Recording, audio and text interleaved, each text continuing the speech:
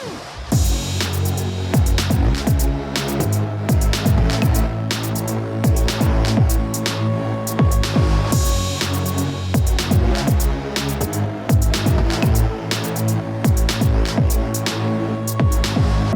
to the Buried Dreams podcast. I'm your host, Elle. This episode we have Dora Zeneth Reynosa, a painter and muralist in Dallas, Texas.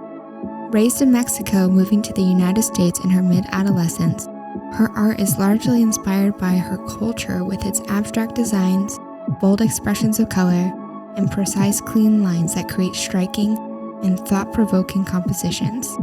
Her art is taking the Dallas scene by storm. For artist content and news on the latest Buried Dreams, follow us on Instagram at Buried Dreams Podcast. Enjoy. I'm really excited to have you on. And we've been hanging out in the same friend group for the last year? I think so, yeah, since last summer. Last summer, yeah. I think I met our ringleaders. They're like the two of the, that started it all, I guess, Adam and Morgan? Yeah. And pretty much. The glue. Yeah, and I feel like we always hang out but we're never really talking with our mouths, just our bodies on the dance floor. I know, right? We're just like, hey, hello, with our bodies. Throwing it back. Yeah. I love that. Yeah, well, Morgan told me that you were an artist, and at the time, I was telling her I wanted to start a podcast and interview artists, and there was one night we were at some house party. Yes, and the afters. The afters. And oh my God. I was like, what a term. I was like harassing you on the back porch. I was like, hey, I'm going to have a podcast. You should come on it. You were like, yeah, dude, let's do it. I'm like, she's so confident and cool. Is this ever going to happen? And look at that. We're sitting here doing it right now. I know, literally. You said you were going to do it and you did it. It was months and months and months ago. I feel like it was still in the summertime because we were in skirts and tank tops. Definitely the summer. Absolutely. Yeah, because we were kind of hanging out on the back porch and we were comfortable back there. So it was pretty hot. I remember it was definitely summer. Yeah.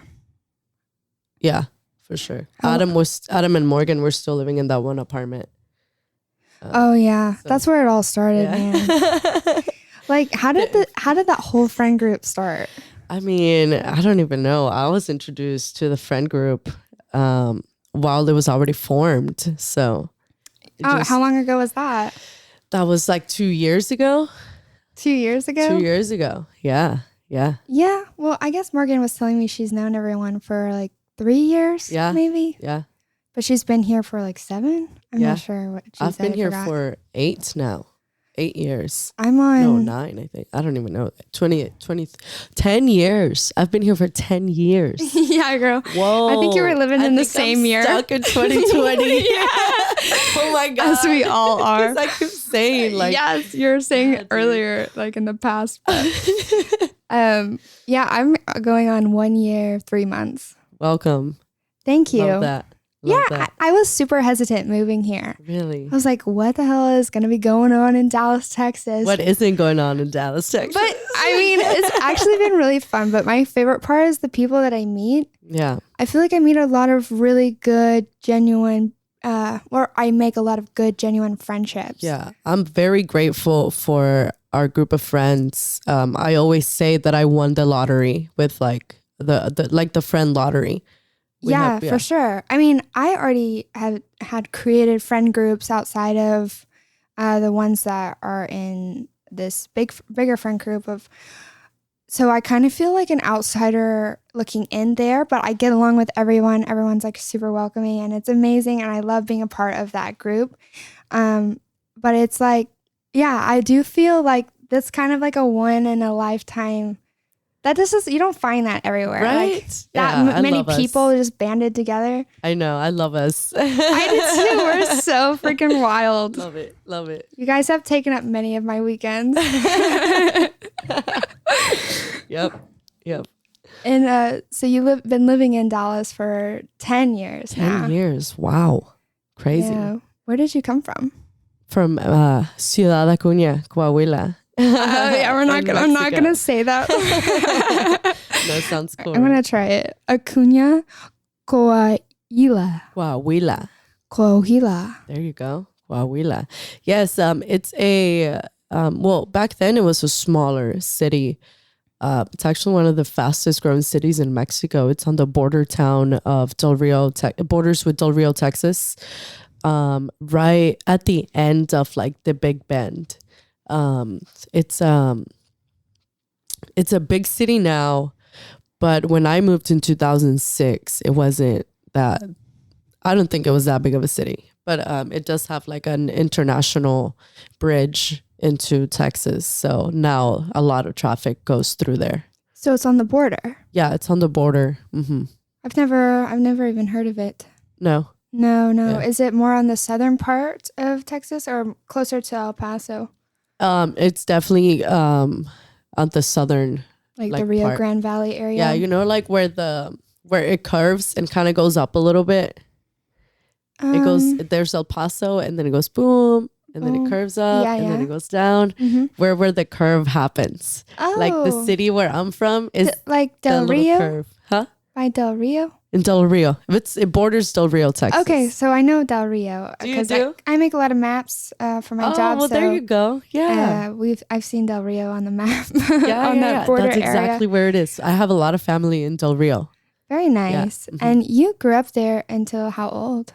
I was 11 when we moved here to La Porte, Texas. I didn't move to Dallas first. We went to La Porte, Texas. Like I was saying earlier, it's like 20 miles southeast of Houston. So it's a cute little beach town. Yeah. You know, right on the little Gulf area. Why didn't you guys want to stay in Acuña?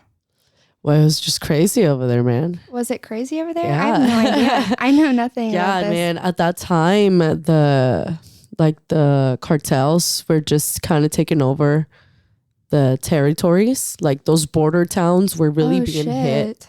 They were really being hit. There was a town about 30 minutes, I believe, south of where I'm from, that they just completely took over it. Like completely took over the city.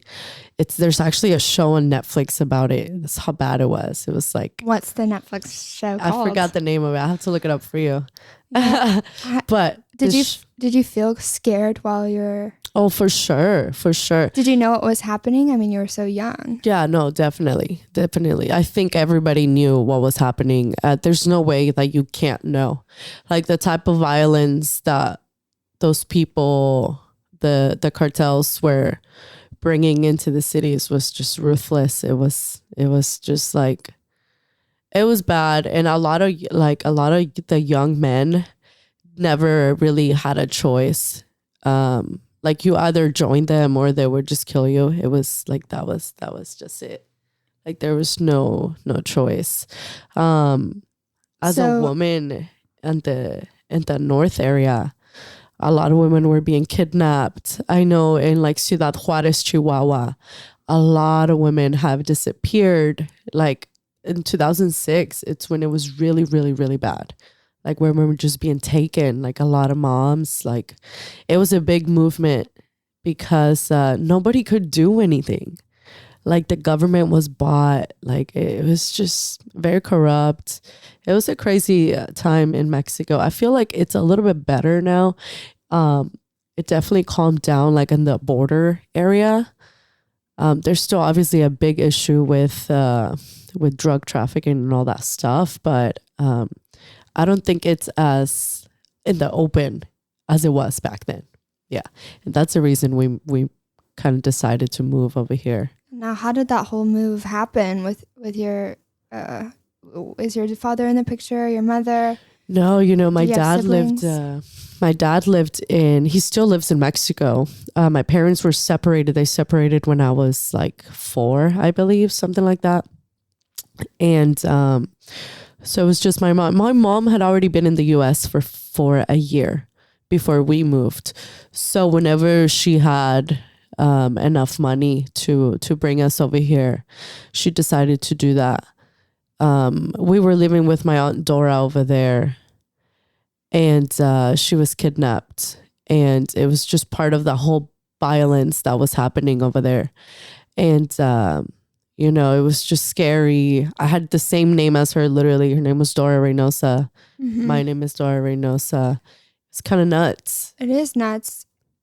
Were you in the house when she was taken? Were you guys did you guys have any other supervision or? You know, it was at that time, my aunt, she used to take me everywhere. Like everywhere she went, she used to take me. And that time she didn't.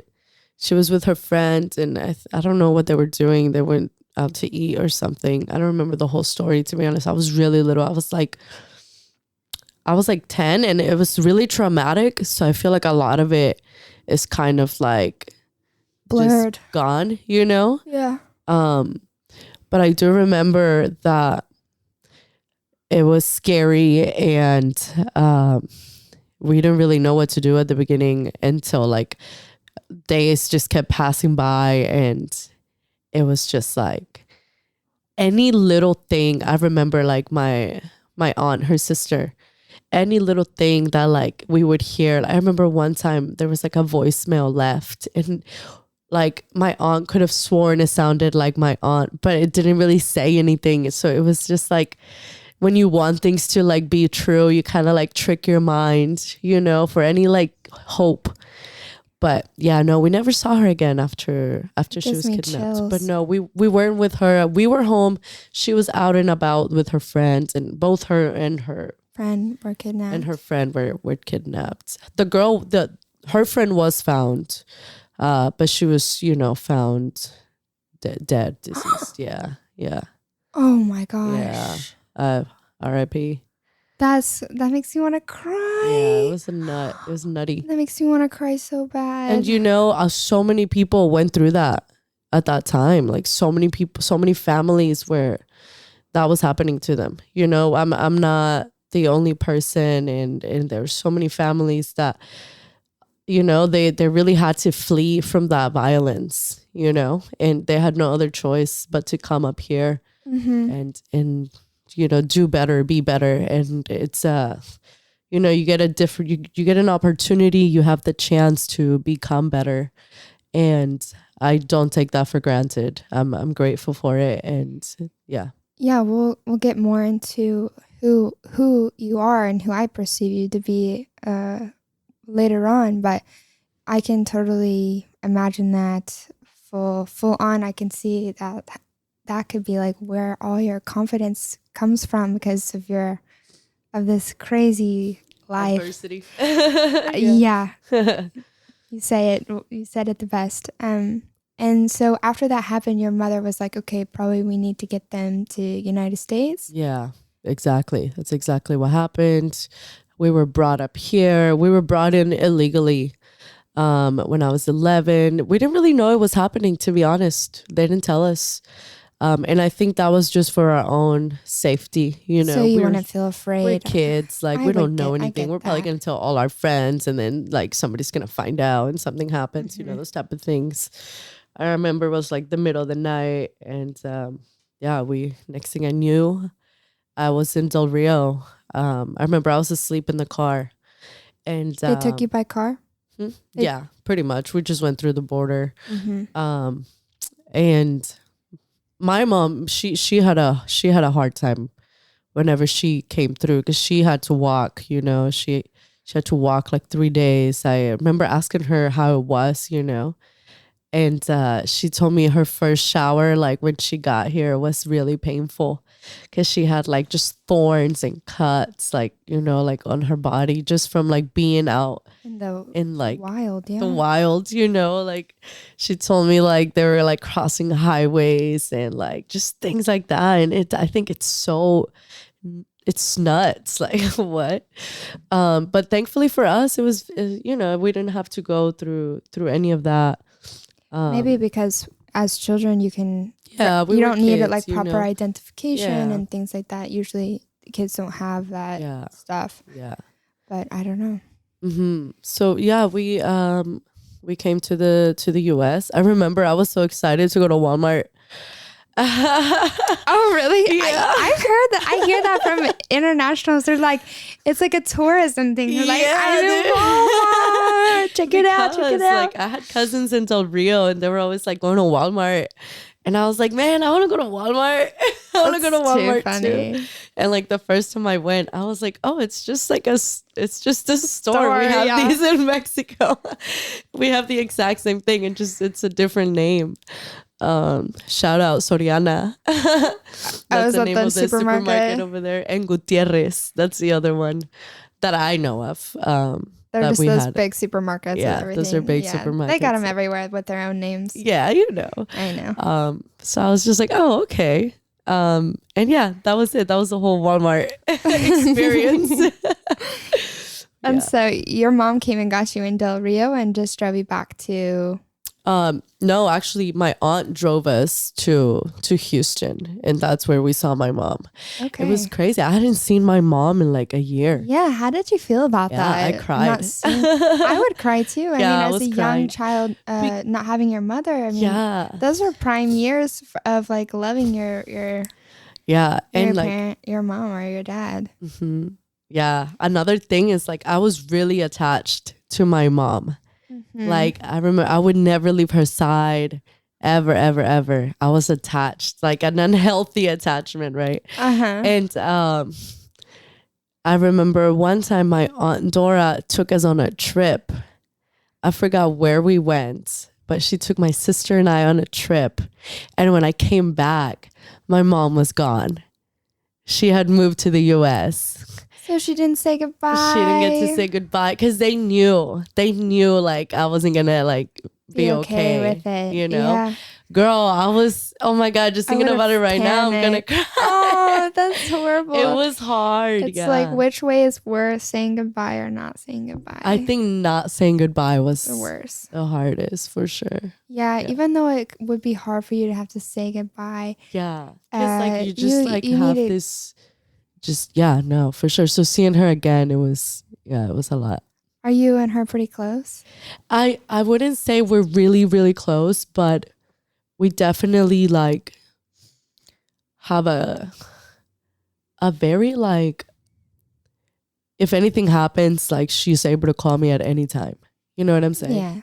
Yeah. But I wouldn't say we're super close. But I wouldn't say I'm pretty close to anybody. Everybody lives either in Del Rio or Houston. I'm all the way over here. In terms of family? Yeah. I think my sister and I are pretty close. I mean, it's just her and I as like sisters. Everybody else is a boy, you know? Oh, really? Yeah. You have a sister and a brother? Or I have a sister and 5 brothers. What the fuck? They're all little, yeah. 4 of them live in Mexico and 1 of them lives here. What part of Mexico do they live in? One of them lives in Ciudad de Mexico, like the capital of Mexico. And the other 3, I believe, live in like Reynosa, I think. Reynosa, Tamaulipas. And you like my last name. Yeah. And you don't really keep in touch with them? No, I don't know 3 of them. The ones that live in Reynosa, I don't know them. They're my siblings through my dad. Half siblings. Do you speak with your father still? Not very much, but he found my Instagram last year. Oh. Yeah, and he wrote me my dad he's something else, man. He's a really poetic man, like very creative, artistic, and in the way his mind works. I've always found him to be very inspiring. Like ever since I was little, he always inspired me. The way he spoke, the way he just like said things, his verbiage. And he wrote me a message when he found my Instagram. He like had read a post that I had written when I was trying to help a friend out without being too direct, without like, you know, I know she was going through a hard time. So I decided to like open up myself and talk about my own like mental health struggles and be vulnerable. With a friend of yours? With my friend, but with my audience. I didn't want her to feel like it was on social like, media. You know, yeah. And he had seen that post and he sent me like the most beautiful message. You know, like my dad, I would say my dad and I, even though we don't speak to each other, we have a very close connection. Like a mutual respect. Yeah. It was beautiful. I remember like one of the things that stuck with me, it was like, he said, tú tienes sangre de campeón. Tú tienes sangre, like, tú eres una guerrera, you know? And he was pretty much saying like, you have the blood of a champion, like you're a warrior. And it's like, that just stuck with me. Like it really did. And everything else he said was gorgeous, you know? But that little part just really hit me, man. Like it was awesome. I believe you have the blood of a champion. Seriously. Yeah. I believe that. Yeah.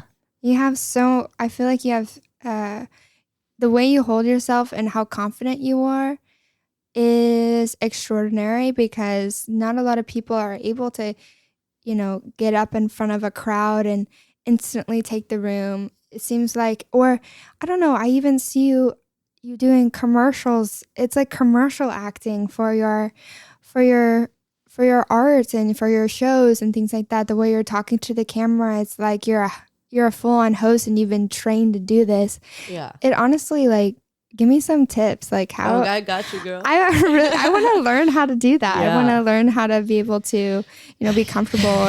You know, funny story. I was in a TV show when I was little in Mexico. That would make sense. And, you know, I was always talking to the camera. And I remember I was like, I told my aunt, I had heard about it on the radio.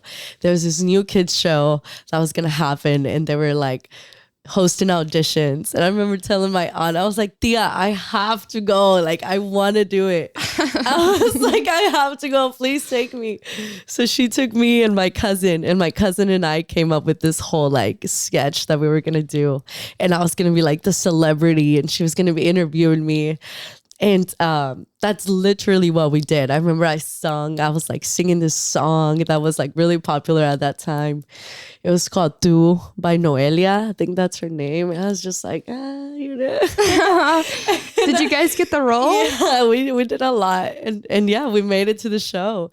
And then we used to go outside and like interview people, like picture me like this little girl with like this huge microphone and this like man carrying a camera around. Like it was like funny. Professional like cameras, you know, and then like we would literally just talk about like the weather. Like, what do you think of the weather today? You know, and just then, like, people on the street. So much. Yeah, just people on the street. We would go up to like people, and I was always very open to do that. I was never shy.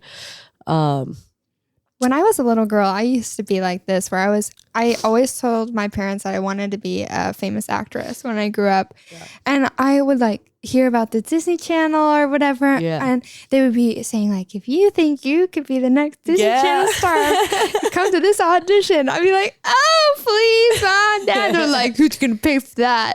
Yeah. So I never did anything for acting or anything, but I did do like some school stuff. I was in a school play. I think I had like a lead role when I was like 12, but how cringe that must have been to watch. Oh my gosh.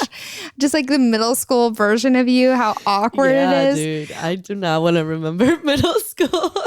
I had just moved to the US in middle school. So like you're in middle school and it's like you have this culture shock, you know? Oh yeah. Like I didn't speak English. I was going to say. At all, you know, I only spoke Spanish. So I was very limited as to what I could do. And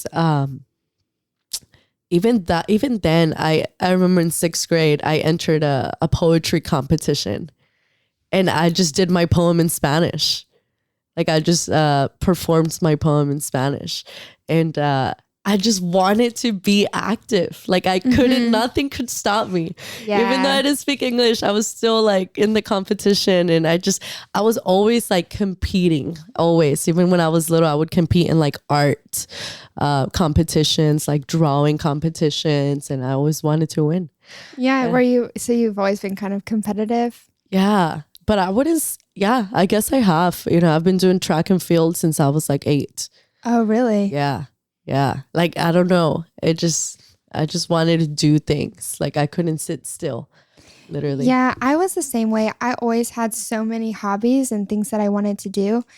But in this 6,000 person town that I grew up in, there just wasn't very many opportunities. That's a really small town. It was very small. There wasn't any opportunities to really do anything outside of school, sports and stuff.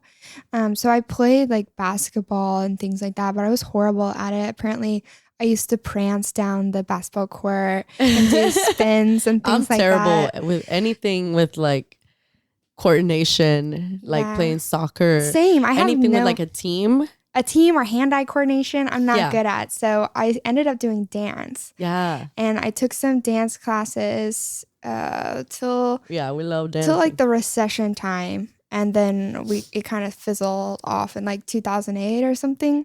And after that, I just joined the cheerleading team at my school because it's like the closest thing to dance. Yeah. But I was so emo, tomboy like, and I was like, I'm too cool for this, too girly for me. But I loved it. Emo phase. It was so emo, but I would get roasted alive because my cheerleading coach would be like, I would start crying about something. She'd be like, oh yeah, you want to act like you're so tough? You're the biggest girl out here. I was like, which is probably true. I was a fraud the whole time. I was a fraud. I wasn't actually that emo. I was a poser. It was definitely a phase. It was definitely a phase. That's hilarious. Yeah, and then but yeah, there's never been a competitive bone in my body. Wow. The opposite. Like, opposite. Super competitive. I always had this thing though where I would get super nervous getting in front of a crowd of people. Yeah. I think I thrive in that nervousness. I was always like, my anxiety used to be really bad, but I just felt like it was my normal.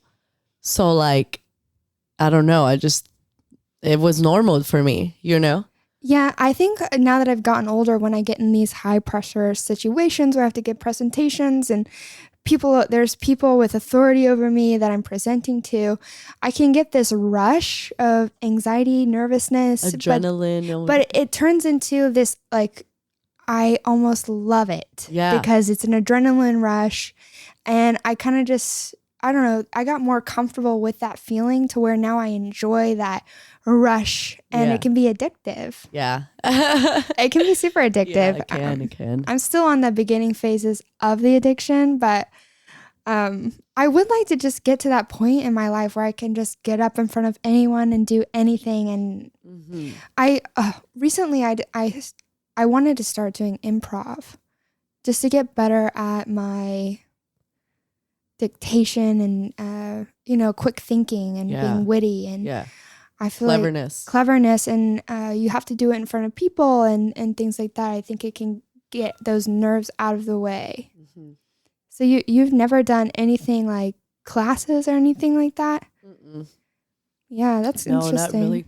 I did some like PR training with like media training with my recent project with McDonald's, but it was like a 30-minute training like thing right before like our press, and that was it. It wasn't a lot, and I like butchered the entire press thing. Butchered it. I just don't believe that. I just couldn't like remember anything at one point. Like I was literally sitting right next to Lunay, like this freaking Puerto Rican, like amazing singer, and I was just like, wow, I couldn't believe like I was there. It was so nuts, and the lights were so bright. I remember they asked me like, what are your favorite your top 5 songs right now? I couldn't think of one song. I couldn't think of one. Break My Heart by Beyonce. I literally couldn't think of one song. And I was like, oh my God. And I looked at the PR guy and he was just like, oh my God. This wasn't live television though, right? Like interviews with like people in Espanol, like Me Too. And I was just like, I just remember looking at Lunay and he was just like, you're good. Like, así pasa, And they were like, okay, what are your top 5 like artists right now? And I was like able to tell them, I was like, Lunai. Lunai, number 1. Number 1.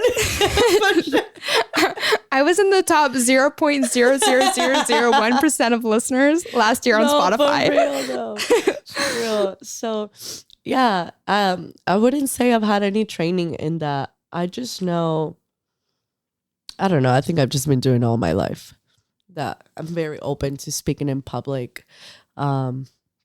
There was a time when like I realized I had anxiety, because before I didn't really know. But once I realized I had anxiety and I had that awareness, I was like, oh my God, now I'm anxious. And I kind of struggled a little bit to be able to like do those type of things. And then I learned the tools to like deal with that anxiety and like how to calm it down and like what breath work can do for you. And those tools, really helped to now like be able to enjoy that adrenaline rush, because before when I was aware of my anxiety, it kind of became an issue. And then, yeah. What type of situations give you anxiety? Would it be social settings? Would it be, it could be certain scenarios. Yeah, I think just sometimes being in like public settings that I'm not comfortable in. When I smoke weed, I get anxiety, so I don't really smoke that much anymore. Yeah, that I quit smoking weed in front of others. I would say like, oh, I just like to smoke weed at home. Yeah. But now I don't even smoke weed at home. Yeah, it's rare for me. Like, and I don't smoke a lot either. But I've noticed lately I just get anxiety. So I'm just like, man, what's the point if I'm just going to be anxious? Yeah, I'm just going to be freaking out the whole time. Yeah, I feel like a feral cat on my bed watching Netflix. Yeah, so my heart is beating out of my chest. I'm like, why do I do this to myself every night? Yeah, I think, just things like that. When I feel like I'm in a dangerous situation, I get anxiety. Just like being in a place I don't like really feel comfortable in, or I know something shady could be happening. Even sometimes when my friends drive, when I'm in the car with my friends, I'm just like, Really? Yes. How come? Yeah. I hate driving and I hate being in cars. Were you in any car wrecks in the past? I was in a car wreck when I was little. It was a really, really bad car wreck, and like our car flipped like over like 5 times, went to the hospital type of thing, I remember I had to be like pulled out of the car. I couldn't like move. I was in shock. Like I didn't break anything. I just like messed up my neck. Obviously, you're flipping. I'm tiny. Your neck. I remember this one moment when we were like, it was happening, like we started flipping, like, because at first it went like this, like all over, and then it just the tire popped and we just like start flipping, right? And like it was just silent in my head. It's slow. You just see like, and I was like, yo, and I didn't know what to do. I was like, should I scream? Like, should I yell? Like, what do I do? I remember thinking that. And then I heard my aunt like scream something. My aunt Dora was in the car, and I remember her screaming, like, I think she was like praying or something. She was like, God, like, please save us or something. And when I heard her speak, I felt it was okay to scream and like also like express what I was like, what I was feeling and my fear, Yeah. It's kind of nuts. But yeah, I was in a car accident then, and it was scary, and now I feel like I do get anxiety when I'm in cars and somebody else is driving. That memory is stored in your flight or fight zone of your brain, and so anytime that you're in a situation that's similar to what had happened, the car, to that setting, to that setting, you that memory gets triggered and your flight or flight response turns on. Yeah, I've also been in a couple of wrecks, but I never flipped my car. But there was like one wreck that I had gone off the road. It was like nighttime, and I was like maybe not paying attention to the road, and I went off into the ditch, and this branch came through and just like, oh no, kind of ripped into my front seat. You're kidding. Yeah, and to the side one. So like, I'm glad no one else was in the seat, and took out the whole like side of my car. That's so crazy. We got it fixed. It was a green Volkswagen Beetle with a purple door and a silver side mirror once we got it fixed. And then the second time I was on the interstate coming back from my friend's house. It was like an early morning, and I was like 19 or 20. And it was pouring down rain, like the hardest rain that you can experience. And this car, I was going like 45 miles on the highway, and this car came around and clipped the front of my car, and then just kept going. And then I slid, and it slid all the way and spinning, and it hit the guardrail first, and then went across this highway again. And I remember that like slow motion, like thought process while you're in slows down. Everything slows down. And I look to my left out my driver's window as I'm like spinning into the median, and I see this truck like in the mirror, and I was like, oh, this is it, because I didn't know how fast the truck was going. It had slowed down, I guess it had stopped, but so it didn't hit me, but he pulled into the median and like helped me out and everything. Wow. But that car got away. It was like a black minivan. Oh wow, it's always the minivans, man. Yeah, I wasn't both times I like go into shock. Yeah, I mean, what else? Because it happens so quickly. Yeah, no, definitely. Cars are scary, man, especially like with other drivers. Well, yeah, a lot of people get killed all the time. It's like one of the leading causes of death in the world. It sure is. Yeah, it's crazy. Yeah, it is crazy. So after you grew up in Houston, right? Yeah, pretty much from 11 until I was 18. I was there in Houston, kind of like experiencing now life in the US. It was like I said, it was a culture shock. It was very, I feel like it was depressing very depressing. I wasn't doing any artwork at all. Were you even into art at this age? I was into art. I was into art like with doodling and things like that. Or just like I did drawing contests too in like 4th, 5th grade. And you have art class. I think at that time I wasn't really worried about art. I was trying to figure out our life now, because like I remember we used to live when we first moved to the US. We lived in my mom's friend's living room. Like my mom, my sister, and I would like set up like a bed pretty much with like a bunch of blankets in my mom's friend's living room, and that's where we would sleep, so like I think just adjusting to what was happening, like art wasn't even in my head, and then being like shuffled from this house to this other house, because like you couldn't be alone since we were so young. Like in Mexico they would have left, like we were fine, we could take care of ourselves, we could be safe. They knew like we would be safe, because we also had like tias and tios and like my great grandma lived next door, my aunt lived next door on the other side, so like we could have somebody that could check on us. Here in the US, like everything was so spread out. It was like you needed a car for everything, and life just became so like there was time for nothing. Like it's just like we're either going here or we're going here, and mom has to work, and now mom gets out of work but she needs to rest, and then we got to go to school, and then somebody has to pick us. It was just like this, like just I did not like it. I think life just became really depressing because there was no like there were no creative outlets. There was nothing, and for somebody like me, I needed that, and I think I joined like choir in school, but honestly, I felt like I wasn't able to be part of part of my surroundings, I guess, like with my peers. I couldn't really speak the language, and we just simply didn't have the money to do the things that like they were doing, like going to the movies even, or like doing like just little things like that, you know, where you can like hang out with your friends. And yeah, it was tough.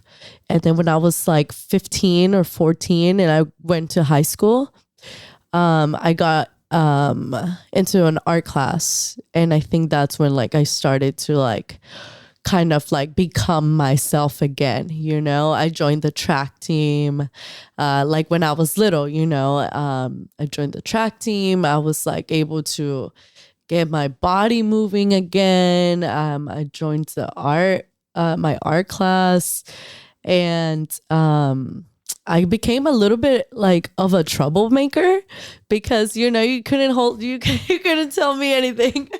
And I remember my track coach was the one that really like set me straight. You know, he's like, hey, like, she kind of like reminded me like about where I come from and like why we came here. And it was, she kind of snapped me out of this like mentality that I had where I kind of was just trying to like get more friends and like fit in and like just hanging out with the wrong crowd. Was she also Hispanic? She was Hispanic, yeah. Her mom was Hispanic, and then meeting her mom kind of people like, are so important. yeah, you know, like, dude, I'm telling you. And meeting her mom, you know, she was really involved, and they were more like Chicanos, you know, but it kind of. What does that mean? Chicano, Chicano means like you're of a Mexican descent, but you're born in the US. You know, I'm from Mexico. I'm Mexican, right?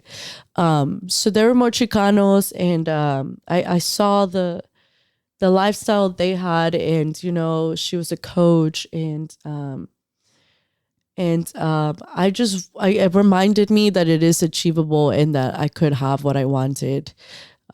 So then I started to, you know, get my grades right in high school, and I didn't really know what was going to happen. You know, I knew I couldn't go to college.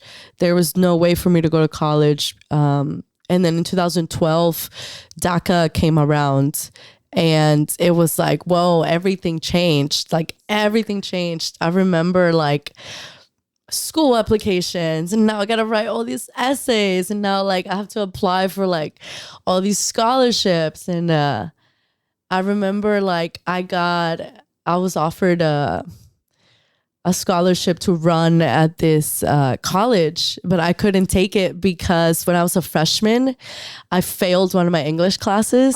Like that first semester when I was being bad, you know? Oh, in high school. Yeah, in high school. Wow, that's crazy. So I failed one of my English classes. And then when I retook the class, I did like a fast track, and that fast track kept me from, it counted to graduate, but as to get that scholarship, to get an athletic scholarship, it made me illegible. I wasn't able to get, pretty much. I wasn't eligible. I wasn't eligible to get the scholarship. So I was just like, dang, what am I going to do now? And then I ended up coming to UTA. I loved their architecture scholarship. My cousin lived here. For? University of Texas at Arlington. Yeah. And then I started going there. Yeah, that's when I moved over here. And at that time, I felt a lot more alive. I felt a lot more like I had more drive, more willpower. Same for me when I went to college. Yeah. In high school, I was also a troublemaker. I would always get taken home by the police. Like the police would always be called at 3 a.m. And I was... yeah, my parents were over it, and we ended up moving to a new city. Wait, I would never see us like being taken home by the police at all. Like, girl, what do you even do when you're in high school to get taken home by the police? Well, I don't know. My parents were working at the church, were a pastor, like an hour away, and so, I don't know.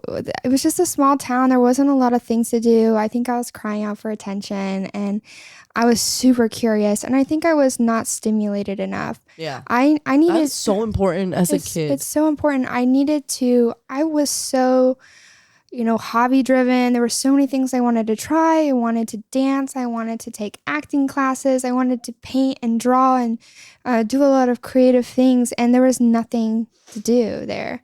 There was no like an art program. Nothing. I mean, there was nothing. And I mean, the school, I think by the time I had gotten there, they were coming out of this federal investigation for losing their accreditation. What? And they had, our grade took this test and it got them out of the suspension period. Okay. And so it was just like there wasn't a lot of resources at the time that I was there.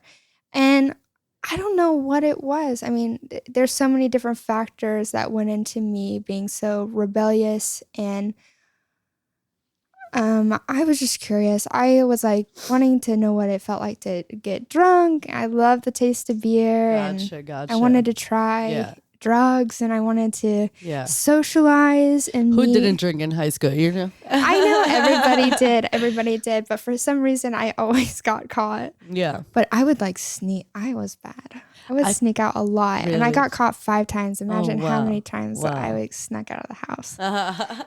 I never snuck out of the house, Mom. You never did? I know. Lies. Maybe once or twice, who doesn't? But you know what? I didn't drink a lot in high school until I think my freshman year I did. And then I stopped because I was like an athlete and I was like, I'm going to go get a scholarship. And then when I didn't, I was like, bro, I was just like, oh my God. I remember I was really upset. I felt like everything I'd done was for nothing, And I remember I was getting litty at the parties, man. Dude. Senior year, and last like month of high school, nobody's doing anything. Nobody wants to do anything. We used to skip school and go to the beach, because it was right there. Every Friday, bro, we would just leave school and go to the beach. Yeah, my senior year. So when I moved to the new school when I was a junior, I told myself, I'm going to reinvent myself. I'm not going to be that bad kid. New branding. I did a rebranding. I did a 16-year-old rebrand. And I was like, I want to come off as like a really good person, like a good girl, doesn't do anything bad because of, I felt like I had a bad reputation. And are you going to the bathroom? I'm going to grab some tissue really quick. Oh, okay. Yeah, go for it. There's toilet paper there. Do your thing. What was I talking about? The rebranding, girl. Oh yeah, I rebranded myself as this good girl, and then my senior year, I was like, you know what? This just isn't myself, and so I eventually started to sneak out again, or like go to like high school parties and things like that and hang out. And That's necessary though. It is necessary, but I feel like the high school environment was not very open and it was very judgmental. It's just such a small town, right? Both towns that I went to were very small and just very judgmental in general, and everyone gossips, and there was not room to like.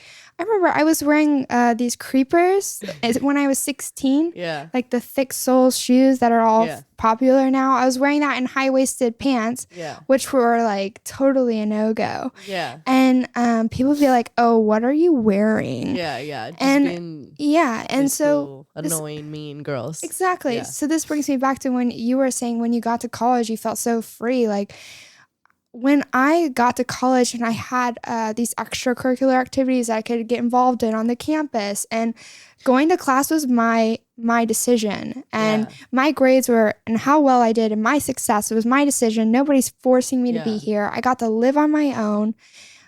The environment was just a lot more free for you to express yourself. More diverse. Diversity is so important. Well, the first school that I grew up in was highly diverse. Yeah. Like a very strong mix of white, black, Hispanic. Yeah. Okay. And so I remember growing up in that environment and thinking like, there's diversities. We would learn about it in school, but I didn't think I really truly understood how like racism and like just how bad this kind of segregation can be. It was until I moved to the second school, which was an all white school of like 1,300 students, which the old school was like 400 or 500. And there I was like, class was whoa. Yeah, I had a big class. We were a big class. Yeah, it was a big school. It was like a 6A school. So, it's like thousands of like 5,000 kids, probably something like that. Yeah, I remember being excited about going to a bigger school. Yeah. But the small school kind of felt like, everyone knows everyone and like everyone knows everyone's business. Yeah, dude. It was really dramatic. But the big school feel like that too, don't yeah, worry. they do. They did feel like that. I definitely preferred Sweetwater. Growing up in Sweetwater. The high school you went to?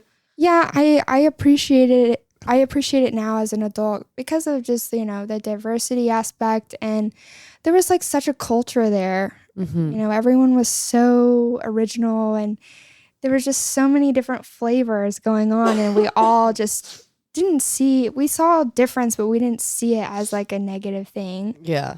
I felt like when I moved to the all white school, everyone was kind of wanting to wear the same thing and like be the same way. And then I feel like back at the old school, there was popular kids and like less popular kids, sporty kids, whatever. But we all really hung out together. I got you. And the other school, everyone was very cliquey and in their own. Ugly. Yeah. Very mean girls. Mm-hmm. So you were thriving in college. Yeah, I loved it. I loved my first semester, man. It was awesome. My first studio was so fun because it was all drawing and then like learning new techniques. And man, I got really good at it. I was like, wow, I never thought I would be like this good at like drawing with like graphite, and things like that. And then my second semester, I started hanging out with this fraternity, man. And, things got kind of out of control. I remember I was drinking a lot again and like just staying up too much and then like trying to go like to my classes. And like architecture is really demanding. It's so demanding.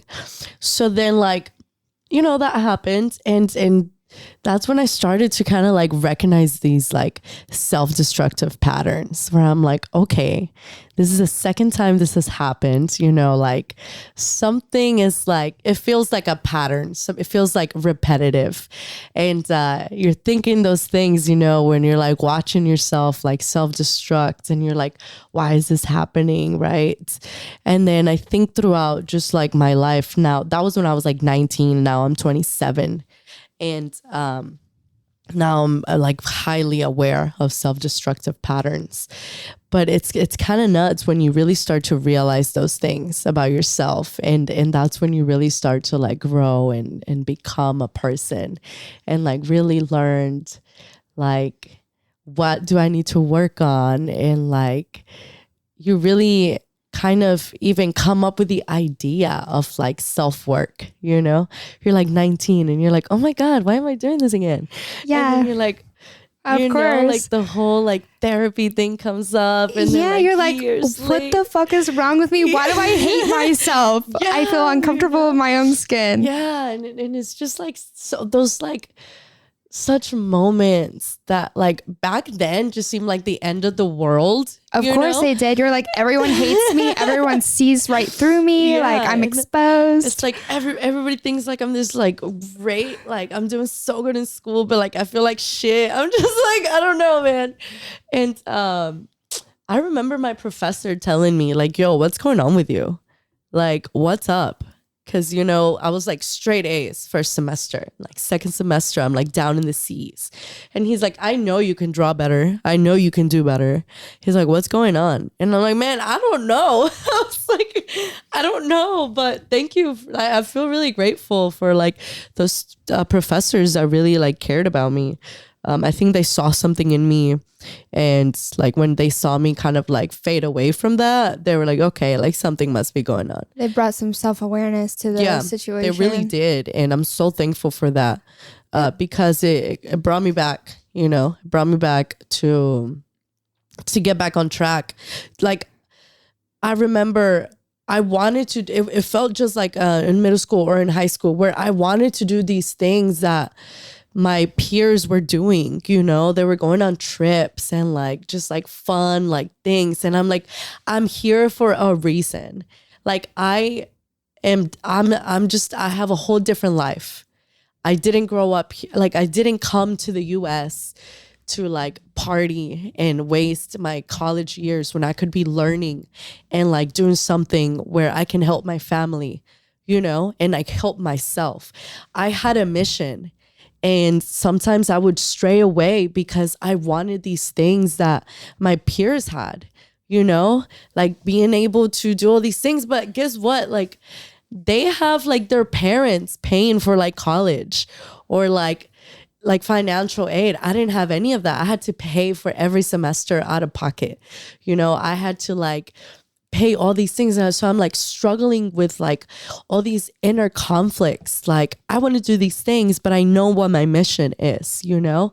And a lot of times I think I would just like let what I wanted, those like impulsive like things, you know, just to like, because it would get hard. It gets hard. Like when you're so young and you know you have a responsibility and you feel a responsibility to give back to your parents, and you know, like you're just like, that gets hard and you kind of like want to just numb it out and like fade away. So then you start to do all these different things to like get away from that, and it's not helpful. You know? I think it's not natural for, you know, you're still a child to have carry that responsibility of, I need to do this to take care of my family. It almost overwhelms you to the point where it's all or nothing. It's either you go full force, which is too overwhelming for you, or you give it all up and you look for vices and things to distract yourself to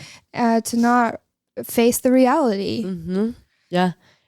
So yeah, you know, and I got back on track, and I started an internship, and I love that I had the opportunity to do my internship. I hated the profession. I love that I was able to do it because it taught me that this is not what I want to do.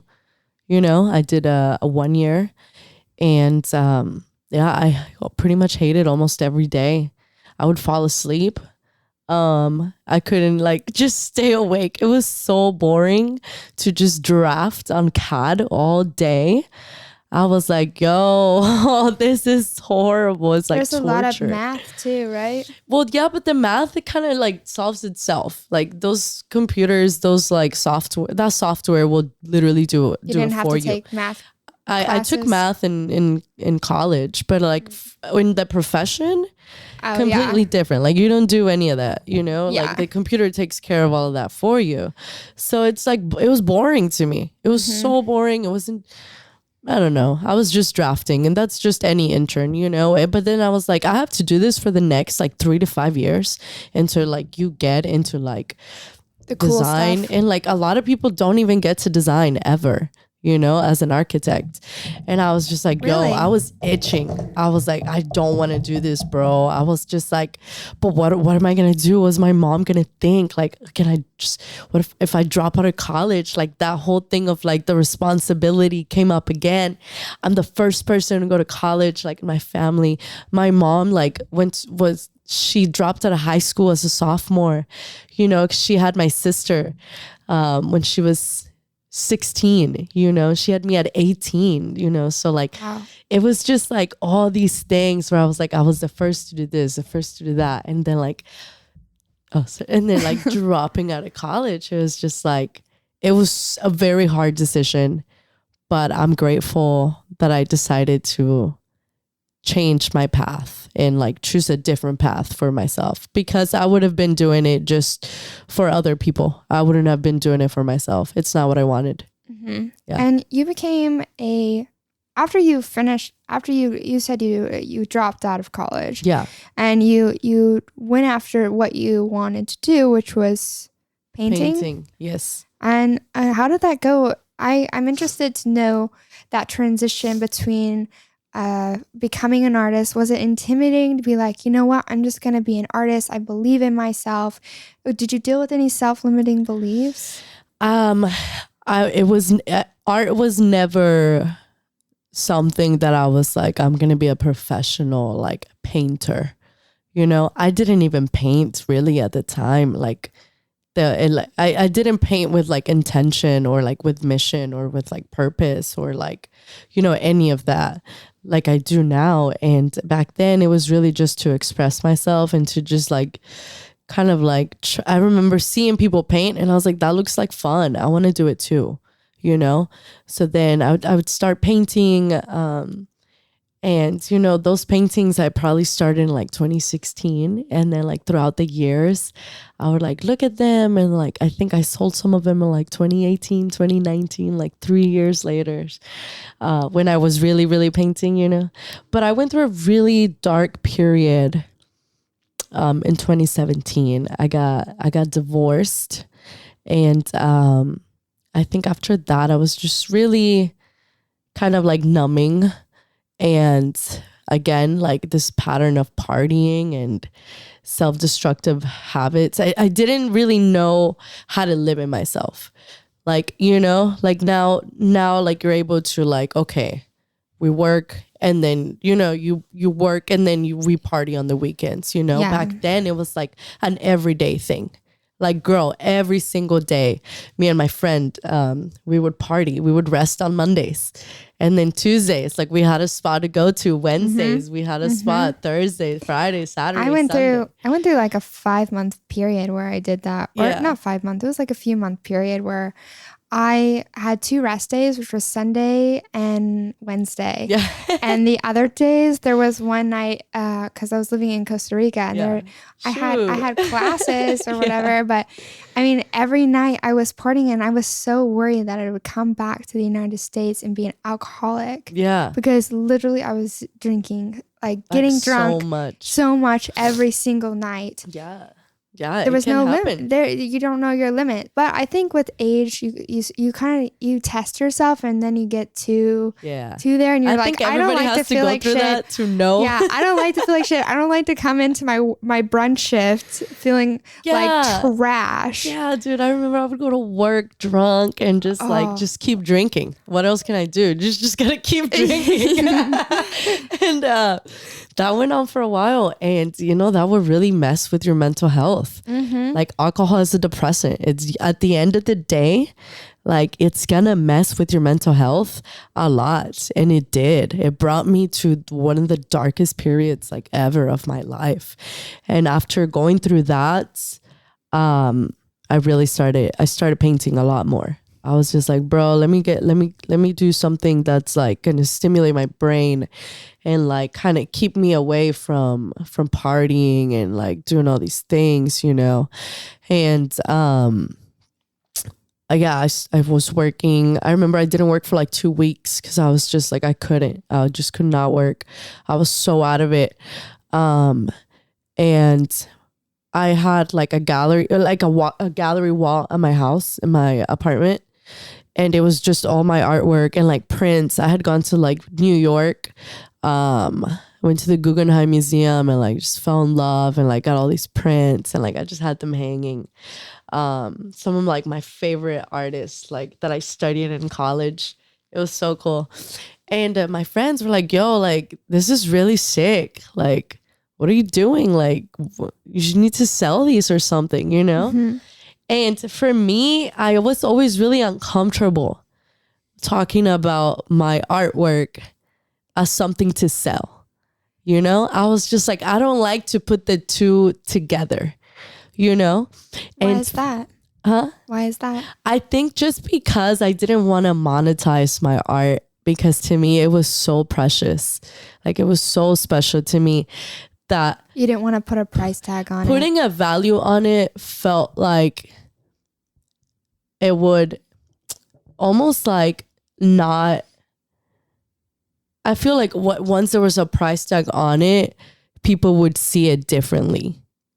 Does that make sense? Like up, like, yeah, that's exactly, yeah, that's, I feel like that's why once there was a price tag on it, things would be different, because like when you start, you're quantifying the expression of yourself. You're quantifying my emotions. Yeah. Like, and you put in a price, and it just didn't feel right. Until this day, I still feel like it's kind of weird, It is. And we would have we would have friends over and like have like brunch like at our house and like just cook, and like we just loved being together to this day. I still, a lot of the girls that we were like raving with, like going to raves and like just hanging out and I still like, they still hang out. You've probably met some of them. And around here in Dallas. Yeah, here in Dallas. Yeah. We should go to point them out to me next time. Yeah, for sure. Shout out Denise. She's awesome. I love her. And we would have friends over and people would be like, yo, can I like buy that? I'd be like, yo, it's not for sale. Like, that's mine. And then, I feel like I would be so attached to the artwork. Oh man, girl, I was so attached. I was like, I can make something for you, And even then I felt weird putting a price tag on it. I would just be like, man, just give me like whatever you can, whatever you think. And then I'm like really testing you. I'm like, why don't you tell me what you think? How much can what do you think it's worth? Like, tell me how you value this. And it kind of just started like that. Kind of just messing around, and then like I think when I sold my first like $1,000 piece, which was like in 2019, and it was it was one of my favorite paintings ever. And I remember I had such a headache painting it until like I found the technique. Like, I remember I was going at it for days and I couldn't figure out how to move the knife correctly because I was doing really heavy gesso with a lot of color, and I was doing the body of a woman, it was my body, and just like no head and no legs, kind of like just like this part, torso, I guess. Super colorful, but I remember I couldn't figure out how to do it. Like, I knew it, I could see it in my head, and I was like, bro, it's not working. Like, I was just like, dang, I suck. Like, is what you're talking about the technique, that little triangle knife where you kind of curve it and it creates those clumps of paint? Pretty much. I love that technique. Yeah. I actually was like, when I buy my painting gear soon, because I told you I want to just like come home instead of watching TV, just paint. Yeah. And I want to the one technique that I just love is when they take the little palette knife and they kind of like smear the paint and it clumps it, and you can create really cool things out of much. Yeah, exactly. So that's what I was trying to figure out, and I couldn't figure it out. And then when I got it, I couldn't stop. I legit couldn't stop painting. I painted for like 24 hours. I was just like, holy shit. Like, I love this. I was like, and it felt so cool because I worked it and I figured it out, for my brain. I was like, wow. Well, that's what I think every artist needs to understand is you have the process. You just have to keep practicing. You'll get it. Just like when I was a hula hoop dancer and I was practicing tricks, it's like you can't get it for like 2 weeks, and then all of a sudden you can do it every single time, or 80% of the time. And it just, something clicks and you're just able to do it. You got to just respect the process and act and react. Even now, I've developed more of a process, but I still like have to, in order for me to get in the groove, like I really have to go at it for like a few hours, not gonna lie. And I'm a very young artist, You are. I'm a very young artist. So I'm just like still learning so much, and I'm grateful for the things I've learned. But yeah, when I sold that piece, I literally posted it and it sold in like 2 hours. I was like, for sale. And I sold it for like $1,500. It was 2 feet by 3 feet. And that's not that big. It's not that big. No, it's not. It was, I was just like, man, I just really valued the process that I went through. And I was like, that's what it's worth. And nobody can tell me it's not. That it's not. So, like, I know what I went through with this piece. And yeah, it sold super quick. And I was just like, man, I really want to keep doing this. Yeah. Like, I really want to keep doing I'd be this. like, let me make 10 more. You know? And I was like, man, I'm going to New York. And I like, me and all my friends went to New York. It was awesome. I came back. I was super pumped. And I was just like, you know what? I want to keep doing this. I like cut my days at the restaurant. I was just working fewer days, like kind of just the weekend, you know, when they really needed me. They didn't really need me Monday through Wednesday or anything like that, you know. I was a hostess, you know, so I used to doodle a lot as a hostess. Like, Yeah, it makes sense. Yeah, I have so many sketches on the back of menus from like... Yeah. Yeah, you know.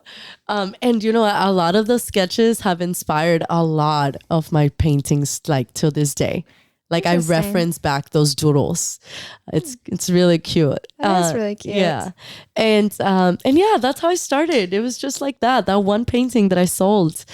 And after that, I just wanted to keep doing it. Well, And it seems like you have a lot of momentum. Yeah, no. You're in Dallas, right? Yeah, it's been great. I think in the past 2 years, the growth has been like unbelievable. I never would have thought I would be working with the people I'm working with the brands that I'm working with, and being sought out for like things that it would have like, if you were to tell me like 2 years ago that I was going to be doing this now, I never would have believed you. How does it work with the business side of everything? How are you building these connections, and what kind of things are you working on? Well, like how do you make yourself relevant in Dallas? I think choosing a purpose and choosing something to focus on. Like I'll tell you, last year was all about building my murals and my mural experience and my mural clientele. And I was like, my mural portfolio, that's the goal. Like, I want to build that. So like, it was just like, okay, any like murals that I can get, and then like figuring out the pricing, right? I understood like, okay, what's one thing that's consistent? The square footage. That's one thing that's going to remain consistent, right? That's literally one of the only things that remains consistent. So that's how I started to charge by the square footage. You set a price and that's it. In the paintings, I started charging by the square inch. And just like that, I didn't spend any time like trying to figure out a price for this, figure out a price for that. It was just like that, right? You have your flat rate. You know, and that's just very transparent. Clients feel comfortable with that. And I understood that from a business perspective, it was going to work, and it was going to facilitate me to be able to like not waste time trying to figure like those type of things out, right? That just took care of itself, and it was easy to understand. So last year I gave myself that challenge to build my mural portfolio, and man, did it build. Like it just like snowballed. Like it was just like this crazy like energy and momentum, and I didn't want to stop. And then like I learned so many things working with the people I was just like, wow. Like I worked with these like badass guys, man. They've been doing this for like 30 years. They've been 30 years in the game. And they called me up, and they did the famous mural, The Storm, in the arts district. It's like this huge mural, and it's a conductor, and there's like all these things around him, and it's like the coolest freaking thing ever. They did that 20 years ago, and it's still up. Like a lot of murals don't stay that long anymore. A lot of spray paint murals, they just don't last as long, you know? They fade quicker and they lose like that vibrancy. But that one's been there for a long time. They did an amazing job. So being able to work with them, man, the knowledge that I learned from them is like unbelievable. They really sped up my process. Like when I work at a site, it's like now I know what to take, how to set it up to like make things faster, you know? And working with like like when I hire somebody to assist me on a project, I learned from them how to be a leader. Who are they? Who's who? Oh, they're called Icon Murals. Icon Murals. Icon Murals, like the eyeball. And I thought it was so cool that they also had an eyeball as a logo, just like mine. Oh yeah, your by Zenith eyeball. Yeah, they love like the Fibonacci sequence, and I have it tattooed on me. Like the Fibonacci rectangle.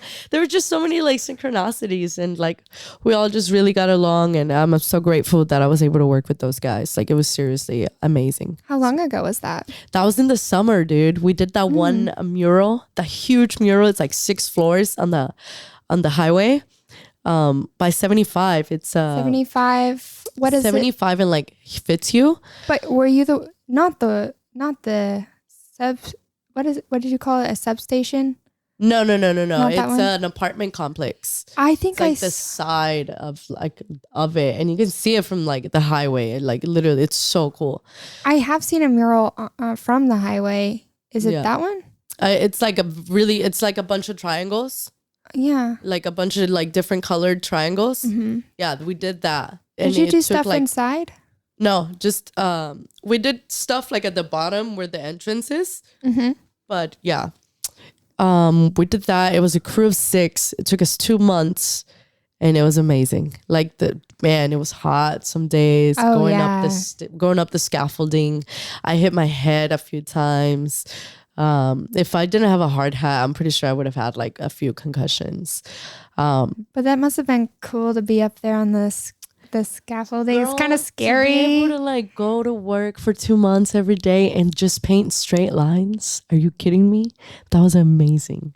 It was amazing. Did you not get bored? I love painting straight lines. I feel like I would just put like podcasts in my ear or audiobooks. That's what I did. And you're just taking in information while you're doing these very slow. I heard amazing. It's meditative to do these repetitive tasks. Yeah. And you're meditating. Yeah, it was amazing. I loved it. It was awesome. Yeah, it was an awesome experience.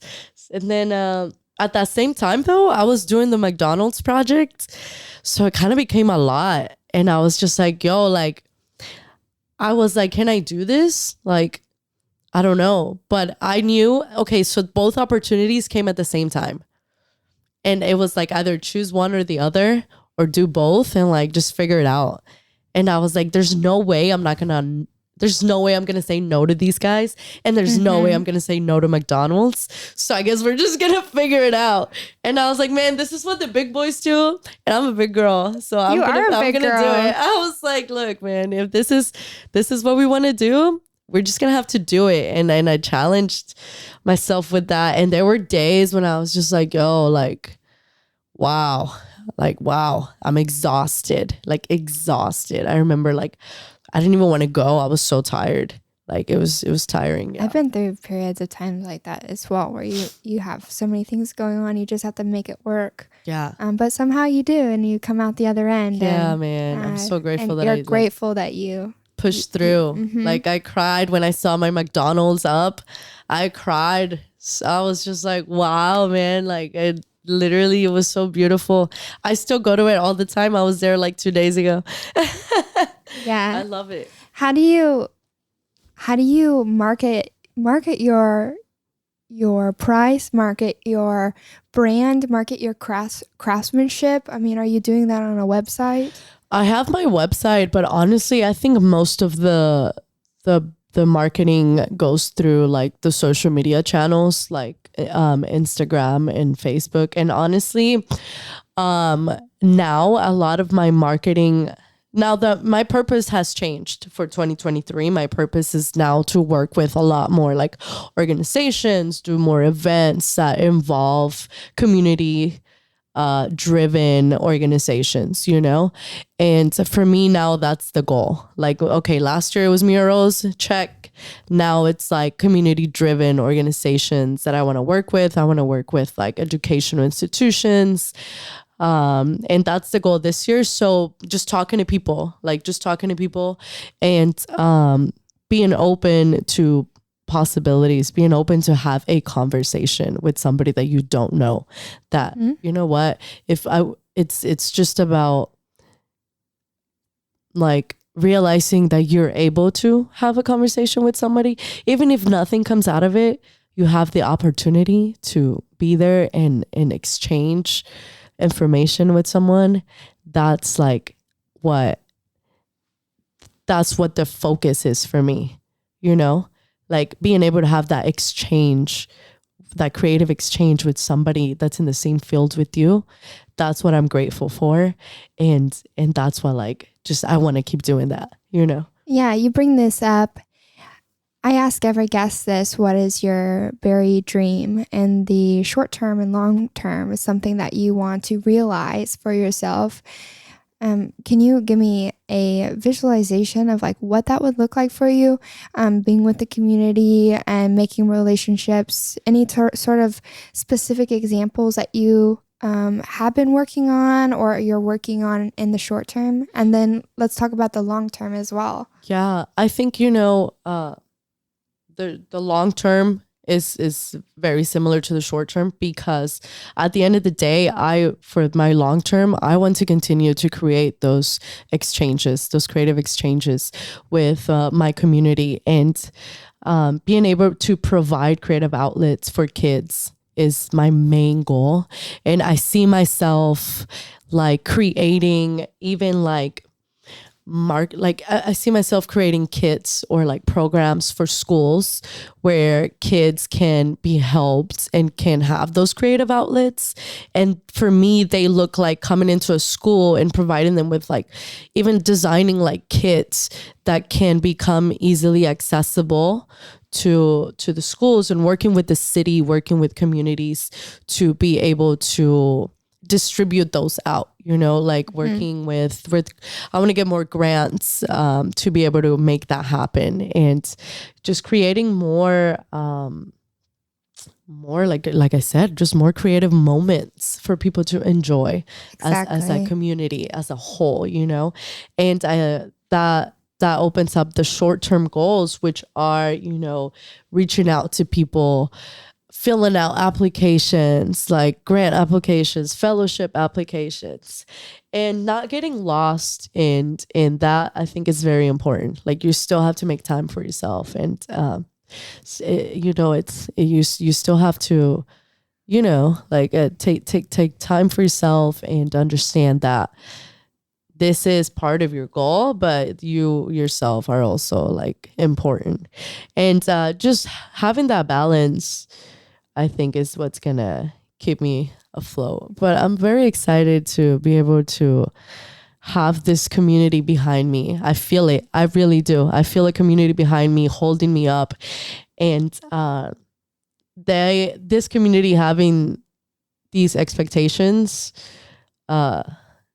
really helps me to keep going and keeps me grounded, I do feel at the pace you're moving, you are going to be a very successful artist here in Dallas.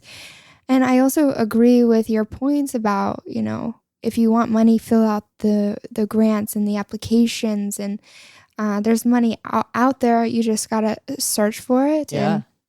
And a lot of the artists that I've talked to on this podcast and just in general offer the same concern. Is there's a lot they want to give to their art to the community, and create these events that bring everyone together to relish in this artistic moment, and to project the movement upon the community. And it feels like there's lack of funds, and they don't know where to find funding, or maybe Dallas is not providing enough funds to the arts, or maybe they're allocating them in different ways. But there's a lot of money in Dallas. I think it's very important to literally just go to Dallas Arts. Yeah, I went there. There's so much money. It's crazy. And they even held a workshop 2 weeks ago where they would literally help you fill out the application. Do you need to have any sort of cultural background, or is it pretty open to any sort of artist? It's open to anybody. any artist, any organization, nonprofit, it's open. It's open. You just got to make your case for it. Hear that, folks? And just, you just got to be prepared. You know, you got to come with a purpose, with a mission, and they got to be able to see how you're going to use those funds. Like you have to make a plan as to how you're going to use those funds, and that will make the city feel comfortable to give you those funds. You know, nobody's just going to give you money. You need to write a proposal. Artist, you know? Yeah, you got to. So yeah, I've noticed this year, they have been more active into getting people to come and get that money. So I guess not a lot of people were getting that money last year. And now they're they're definitely like doing a lot more marketing. Like I see it on Instagram, I see it on Facebook all the time, where like the city is really trying to move this money around and like make these art moments happen. So like I said, they just had a workshop not too long ago to help people fill out the applications. Like literally you would go and fill it out there, because it is a lengthy application. There are a lot of terms that can be confusing. You're talking about terms that the city that they're city terms, like city government type of things, you know, like nonprofit this, or like, you know, like just like what district. And like you got to understand that the city wants you to use these funds in like less developed communities, so that like that they can offer more, you know, to the communities. So I was looking up their website because I was thinking to meet with a representative there and kind of get more information so I could talk about it here, since I'm focusing on the Dallas artists.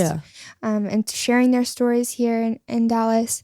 I wanted to kind of make almost a platform that people come in, listen to the artists here in Dallas, and also can hear about the opportunities that are available. So I'm so glad that you have this answer, because I haven't reached out to them yet. And many artists that I talk to are saying like, we don't know where to get funds. Oh, that's crazy. Well, that, you know what? Now that you say that, I'll make sure to be more vocal and active and share a lot more of what I see. Yeah, me too. Yeah, for sure. Because it's out there. Honestly, it's out there. And I feel like last year they probably had a lot of like leftover funds, because I'd never seen the city do that, where like they held a workshop. They used to do like just Zoom calls, or maybe it was because COVID was happening. I don't know. But yeah. Well, I think, I think putting that out there and marketing that information and just like being vocal with the friends around is going to be really helpful. Yeah. Because I know a lot of people who are taking money out of their personal expenses to pay for these like amazing events. Yeah. But yeah, you know, and I know when we threw our event, I mean, it was for the community. It was for Hispanic Heritage Month, and we funded it ourselves. But we were able to get our money back and more, you know, so that was great. Yeah, it depends on the project you're working on. Man, it was awesome. It was such a cool event. What was that? It was called La Fusión, and it was pretty much a fusion of art and of Mexican art and Peruvian food. Oh, I remember you telling me that, because we had actually planned to do a podcast back in October. Yeah. I forgot about that. I forgot. Yeah, it was really dope. And man, everybody had such a good time. And I'm so glad we were able to provide that for our people. And now I remember you were doing all these promotional videos. And that's when I first saw you doing your thing. I was like, damn, this girl's got it together. But honestly, I think having that skill set and that ability to, you know, present yourself in that way can really help project you forward in your career 1000%. Yeah, dude. I'm so glad. And you know, it's so crazy, because all the things that led to this moment have been so helpful. Like learning about design in college it's so helpful to my artwork. Not only did I learn architecture, I also learned about artists, you know, like that was really helpful. And then learning about graphic design and branding when I was working with this commercial real estate company, that really helped me put that knowledge into my own business, you know. So now you know what I'm saying? So just I I was like, dude, I have all this knowledge. Why not just input it into myself and build make yourself myself a up, business. you know? Like, and it worked. And here we are. Yeah, I see such a big future for you here in Dallas. Babe. Do you want to stick around, or are you thinking about moving somewhere else? I think I'm going to stick around for a little bit. I love Dallas, and I think there's still a lot for me to do in this city. Me And too. I love it. I love it. I love working. Like the people I've been working with lately, man, they're just so excited to do the same thing I want to do. And that really gets me going. Like I get like a little high, you know. I get high like too a rush of for blood. different things though. I get high Yeah. from data science or making business relationships at work. Sometimes I'll get off a call and I'll be like, woo! Woo! Dude, we're gonna renovate this department. Exactly, man. Like it's really cool, and I'm excited. And like this roll-up event is super cool. It's gonna be for the 4 Down project. Yeah, I saw that on your Instagram. What is this? I mean, this episode's not going to come out until 2/9. Well, it's 2/14 I on can talk Valentine's about Day. the organization that it's gonna be for, which is super cool. They pretty much provide a space for community involvement. I know they give out like food on Sundays, and it's like only healthy food, you know. They take in donations, and then they give out, and they have a little skate park. They build skate parks actually around the city, I believe. And pretty much you can come and skate and chill and like have a creative outlet, and also a healthy creative outlet. You know, it's really cool. And they pretty much just provide that for the community. They help the community out. It's called Roll Up. It's the events for this weekend coming up for 2/11. It's called the roll up. The Roll Up. The roll up event. But the and I believe Organization. the organization that it's benefiting is called the 4 Down Project. The 4 Down Project. 4 Down, like a 4. Number 4. Yeah. Okay.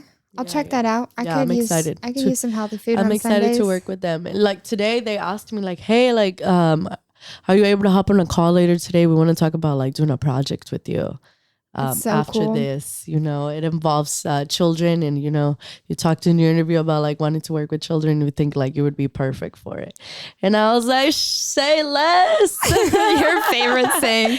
Say less. Say less, sis. You know, yeah, it was.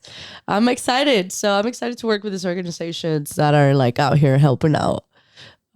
And creating and bridging communities together.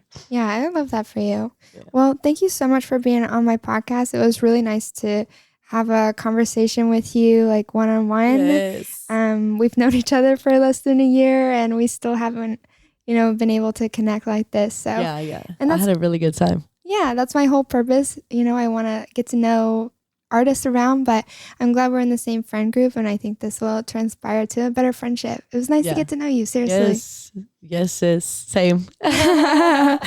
And is there any place the audience can find you? My Instagram is @by Zeneth, BYZENETH. My website is byzeneth.com. And that's pretty much it. Yeah. Or Twitter. It's all the same username, by Zeneth. Yeah, I don't have a TikTok anymore. It's still there, but I just don't use it. And that's pretty much it. Cool beans. Yes, well, thanks so much for being on, and we'll see you next time. Thank you for having me.